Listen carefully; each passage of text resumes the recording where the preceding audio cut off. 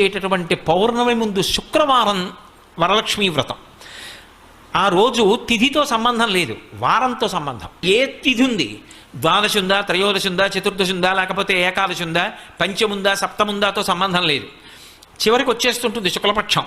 పౌర్ణమి ముందు శుక్రవారం ఏమొస్తుందో ఆ శుక్రవారం నాడు వరలక్ష్మీ వ్రతం చేస్తారు. వరలక్ష్మీ వ్రతం చెయ్యడానికి అసలు ఈ వ్రతం ఉన్నది అని మొట్టమొదట లక్ష్మీదేవి ఎవరికి చెప్పింది? చారుమతికి చెప్పింది. తెల్లవారు లేస్తే మనం కథ చదువుతాం. చారుమతి ఆ మాటకు అర్థం ఏమిటి? నిజానికి అద్భుతమైనటువంటి పేరు, ఆడపిల్లలకి పెట్టడానికి పరమయోగ్యమైనటువంటి పేరు చారుమతి. ఎంత చక్కటి పేరు! చారు అంటే సత్, మంచి అని, చాలా చక్కటి ఆలోచన కలిగినది, విశాల బుద్ధి కలిగినది. మతి బుద్ధి, మంచి బుద్ధి కలిగిన పిల్ల, దానికి అర్థం చారుమతి.